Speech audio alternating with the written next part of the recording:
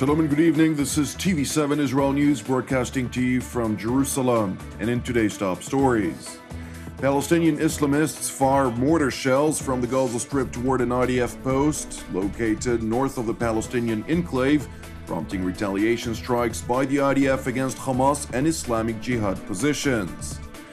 An IDF soldier was stabbed to death in Israel's southern city of Arad in what police said following an initial investigation was a suspected nationalistically motivated terror attack. U.S. President Donald Trump is considering recognizing Jerusalem as the capital of Israel in what officials warn may risk inflaming tensions across the Middle East.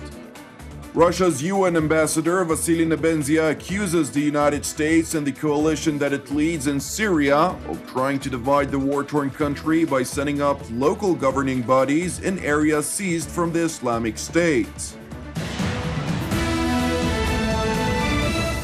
Palestinian Islamists fired mortar shells from the Gaza Strip toward an IDF outpost located north of the Palestinian enclave.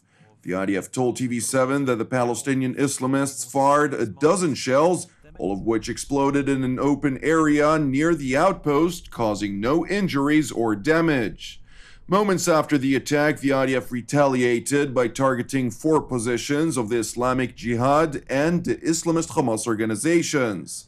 Palestinian sources in Gaza said that 3 people were lightly wounded in one of the Israeli strikes. An IDF official told TV7 that the Palestinian mortar attack was conducted under instructions from Damascus.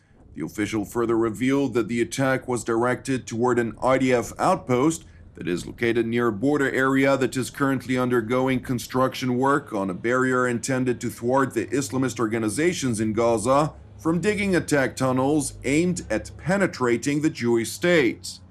Meanwhile, in an effort to prevent an escalation in violence, Egyptian intelligence officials are holding talks with the Islamic Jihad in Gaza as well as overseas. A website that is affiliated with the Islamic Jihad reported that senior Egyptian officials spoke with the leadership of the Islamic Jihad, which is believed to be responsible for the mortar fire toward Israel, warning them of dire consequences if they would further escalate the situation. Now to another incident that occurred last night. An IDF soldier was stabbed to death in Israel's southern city of Arad in what police said following an initial investigation was a suspected nationalistically motivated terror attack. Police spokesman Miki Rosenfeld told TV7 that the suspect has fled the scene of the attack and that police are conducting a manhunt in coordinated efforts with Israel's military and security agencies to locate and arrest the unknown assailant. Now to the West Bank, where an Israeli settler reportedly shot and killed a Palestinian man in what the Israeli military said was a response to an attack by Palestinians throwing rocks toward a group of Israelis. The IDF released a statement claiming the shooter had opened fire in self-defense as part of a group of settlers hiking near a Palestinian village. Palestinian residents of the village rejected the allegation and identified the Palestinian who was killed as Mahmoud Odeh, a 48-year-old farmer. Palestinian President Mahmoud Abbas condemned the incident as a cowardly act and evidence to the world of the ugly crimes conducted by settlers against unarmed Palestinians. Now to Washington, where the U.S. State Department in Washington said that no decision had been made about relocating the U.S. Embassy in Israel from Tel Aviv to Jerusalem.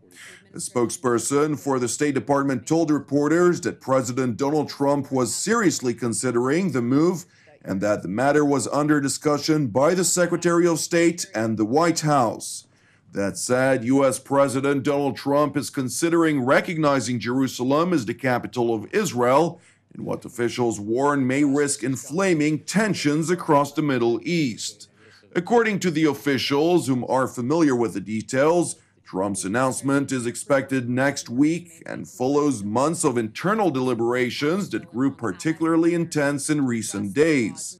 The officials described the American president as adamant on fulfilling his pledge to move the U.S. Embassy in Israel, but also mindful that doing so could set back his aim of forging a long-elusive peace agreement between Israel and the Palestinians, who claim part of Jerusalem as the capital of their aspired state.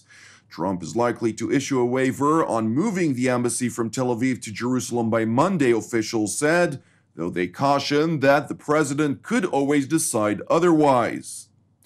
Now to Turkey, where Turkish President Recep Tayyip Erdogan revealed that he held a lengthy phone conversation with his American counterpart Donald Trump, during which the Turkish leader asserted that Ankara and Washington were able to reach several understandings.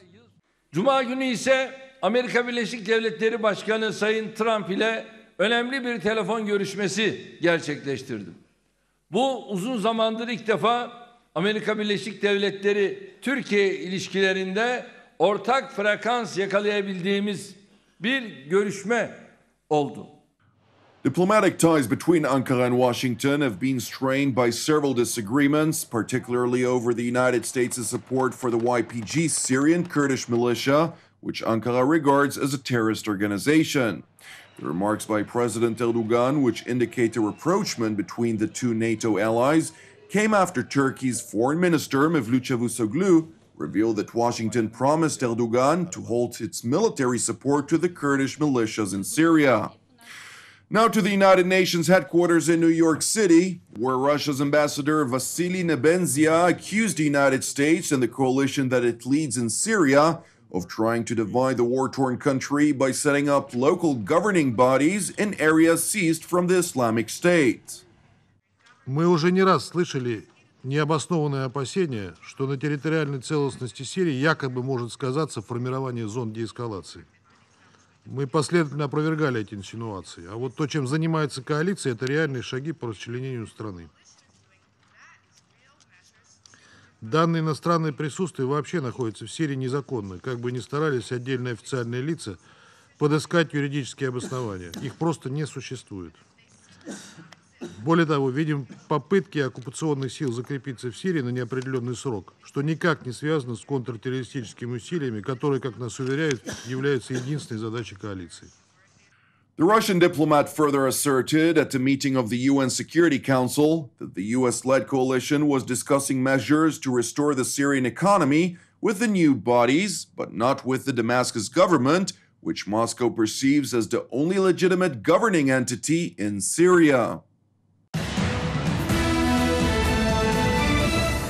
Thank you for watching us. You can also watch us at TV7israelnews.com or TV7.fi. For any comments, please send your emails to israelnews@tv7.fi.